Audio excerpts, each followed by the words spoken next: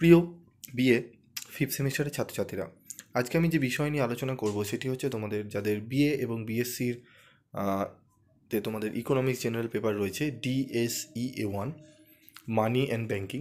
এই সাবজেক্ট থেকে আমি তোমাদের কিছু গুরুত্বপূর্ণ ইম্পর্টেন্ট কোশ্চেন আজকে তুলে ধরবো, যে প্রশ্নগুলো তোমরা করলে অনেকটাই উপকার পাবে। তো এরকমই প্রশ্নগুলো ধরনের আলোচনা করব। প্রশ্নগুলো তোমরা একটু দেখে নাও। প্রথমে আলোচনা করব 2 মার্কসের কোশ্চেন, তারপর আলোচনা করব 5 মার্কসের কোশ্চেন। তো কী কী প্রশ্ন গুরুত্বপূর্ণ রয়েছে এগুলো একটু দেখে নেব।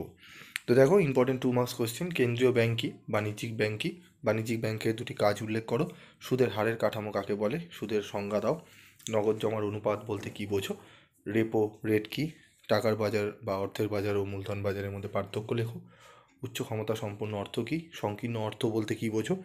ভারতের দুটি রাষ্ট্রায়ত্ত ব্যাংকের নাম উল্লেখ করো। SLR CRR এর পুরো কথা কী? মূলধন বাজার কাকে বলে? প্রশস্ত অর্থ বলতে কী বোঝো? আমানত গুণক কাকে বলে?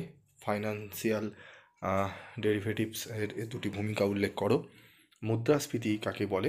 সরকারি ব্যয়ের গুণক কাকে বলে? ভারতের আর্থিক বাজারে সাম্প্রতিককালে উদ্ভাবিত হয়েছে এইরূপ দুটি ঋণপত্রের নাম উল্লেখ করো।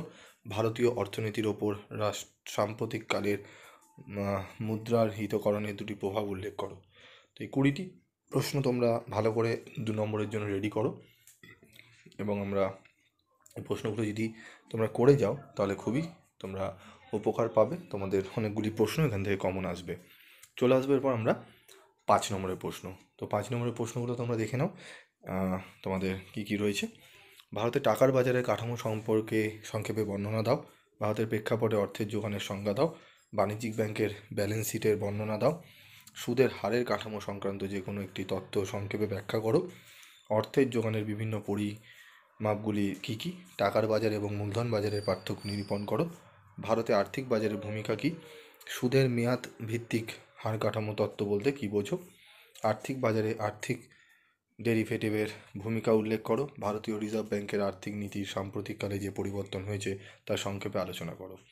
এই 10টি 5 নম্বরের প্রশ্ন দেওয়া হলো, 10টি 5 নম্বরের প্রশ্ন এবং 2 নম্বরে 20টি প্রশ্ন তোমরা ভালো করে রেডি করো। আশা করি তোমরা পরীক্ষায় অনেকটাই উপকার তোমরা পাবে। অন্যান্য সাবজেক্টেরও তোমাদের এক এক করে লাস্ট মিনিটে সাজেশন দেওয়া হবে, সেগুলো তোমরা ফলো করো। তোমরা অনেকগুলি প্রশ্নই সেখান থেকে কমন পাবে। বিগত সেমিস্টারগুলোতে যেরকম কমন এসছে সেরকম আশা রাখবো এবারেও তোমরা কিন্তু কমন পাবে। আজকের মতো এটুকুই, দেখা হবে পরবর্তী ভিডিও ক্লাসে। যারা চ্যানেলে নতুন তারা চ্যানেলটি সাবস্ক্রাইব করে পাশে থাকা বেল আইকনে ক্লিক করে রেখে দাও, যাতে যখনই আমি তোমাদের জন্য ভিডিও বানাবো তার নোটিফিকেশন তোমরা সহজেই পেয়ে যাবে।